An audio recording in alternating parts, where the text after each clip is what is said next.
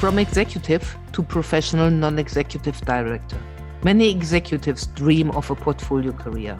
Some visit specially designed courses and pay thousands to qualify and increase their chances of securing a seat at the top table.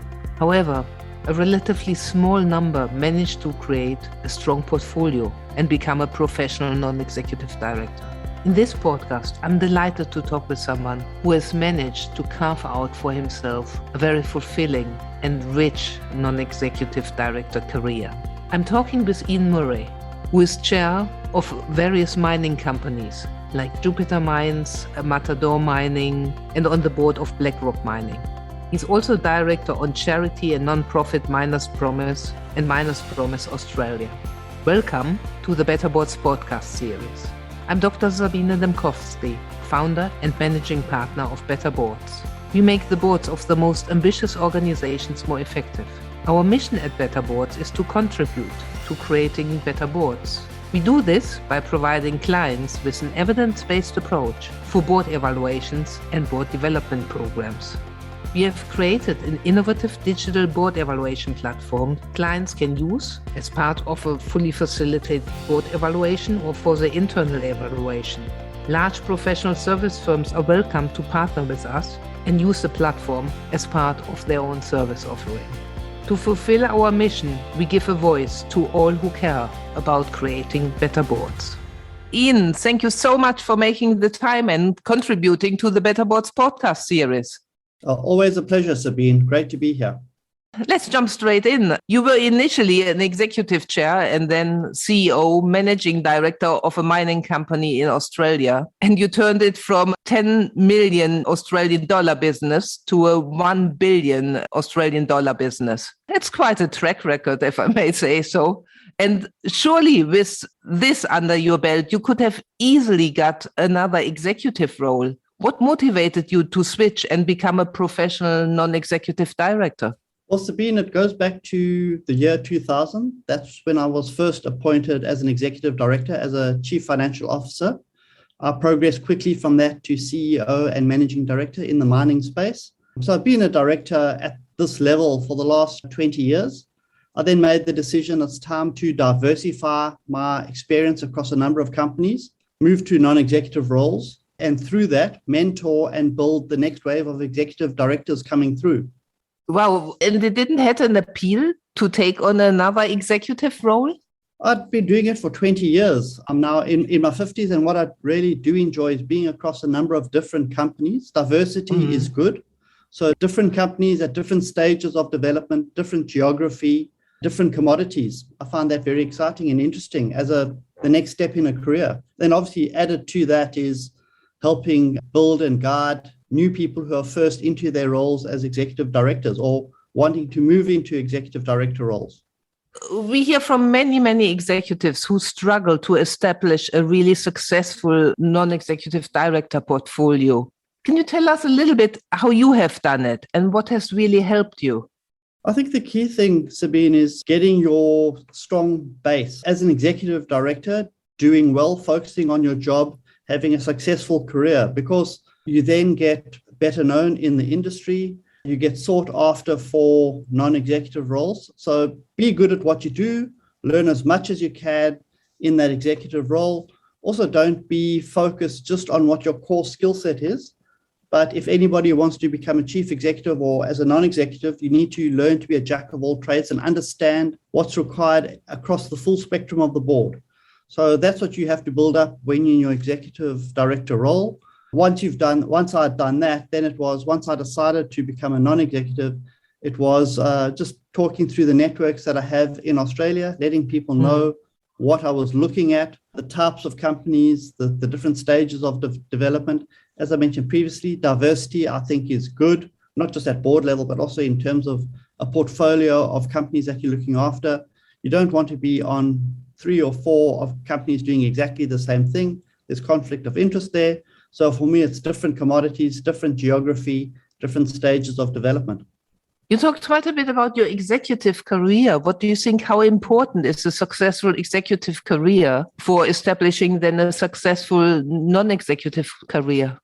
Yeah, no, it is very important because you need to have your grounding, your core skill set established. So for me, firstly, I am a chartered accountant, but then I moved into the mining space, and then I've had 20 years or 25 years now in the mining space. So I do understand the industry, but I come into that industry with a financial perspective, looking at how to improve the business, how to improve the bottom line for shareholders, and how to drive shareholder value. So absolutely, focus on your executive career, get as much as you can out of it so that you're a broader based person when you move into your non-executive roles.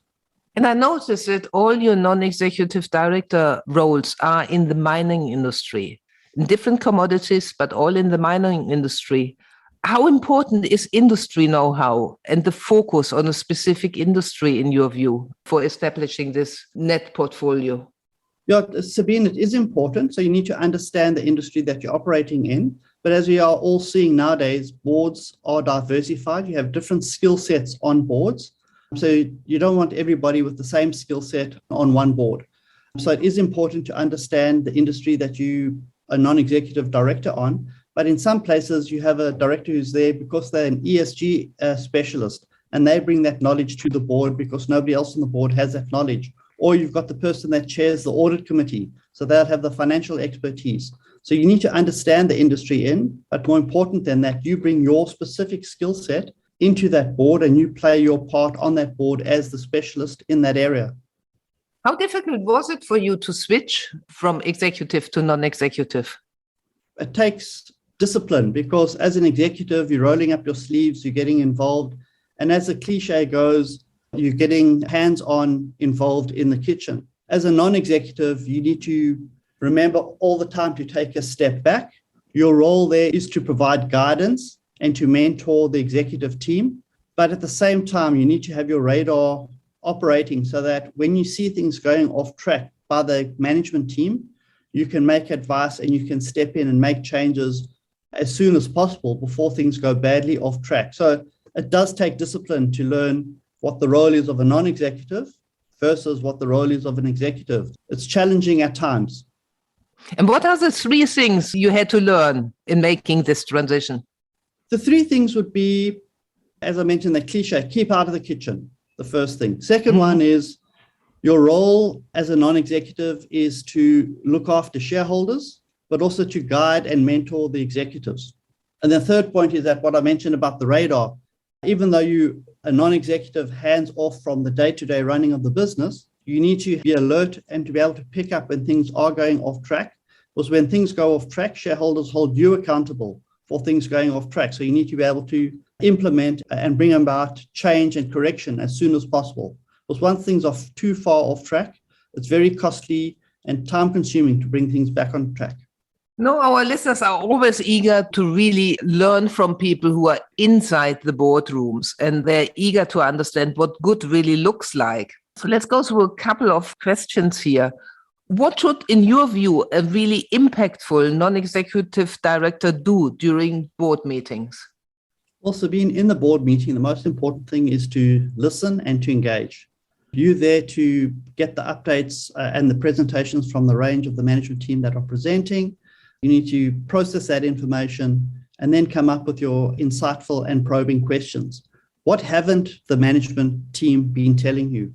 What other information should the non-executives be aware of that hasn't been presented to you? Look for the gaps in the information. But having said that, focus on the macro and not the micro, because if you focus on the micro, you're just going to go back into the trenches with the management team, whereas as a non-executive, you're going to be focusing on the big picture. What's driving the company forward? How can you add more value for shareholders in running that company?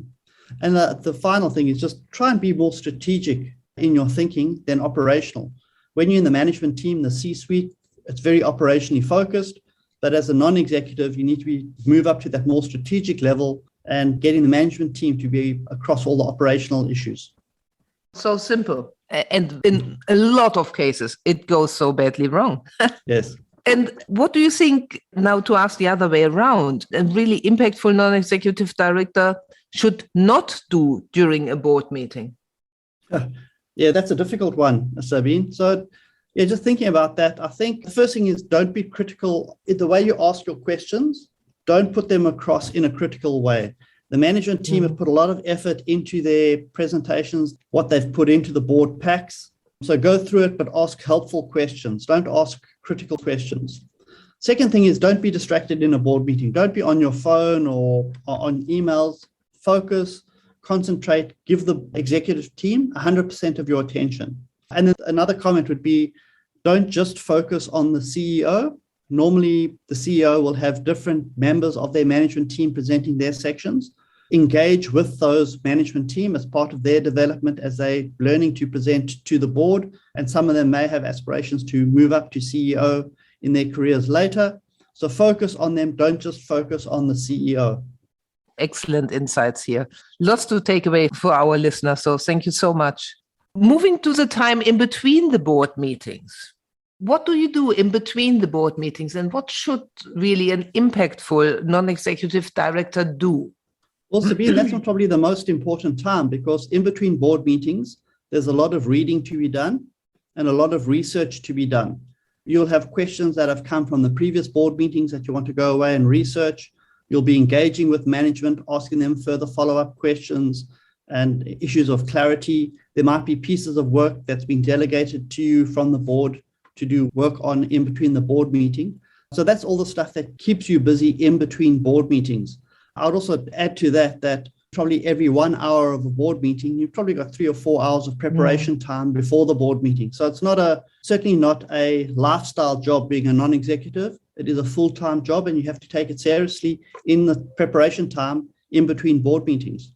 No, in pre-COVID times, I heard a lot of headhunters here in the UK, or I saw a lot of adverts for non-executive directors that allocated basically 20 days of work in a year. Do you think, how long does it take you on average for each company you are involved in? My rule of thumb is a non-executive role is 1 day a week. So that's 50 days a year. Chairman role is 2 days a week. So that would be 100 days a year. So that's my rule of thumb. Other people have different numbers, but as I mentioned, the preparation time between board meetings is important. Fantastic. Coming to the end of our discussion, what are the 3 things our listeners shall take away from this podcast?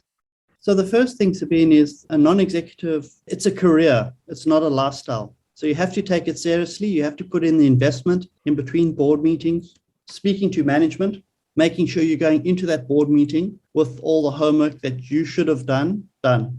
Second one is time commitment is very important.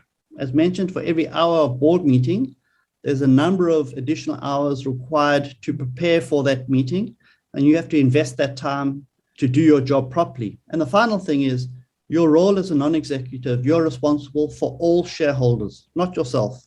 You're responsible for all shareholders. So when you're listening to things and making decisions, take into account what would shareholders be wanting to be doing in this situation. Thank you so much for your insights. It was really great. Thank you so much for contributing to the Better Boards podcast series. Thank you, Sabine. As mentioned at the beginning, always a pleasure. How can we help you and your board? We at Better Boards are always delighted to hear from you. Get in touch. info@better-boards.com. Thank you for listening.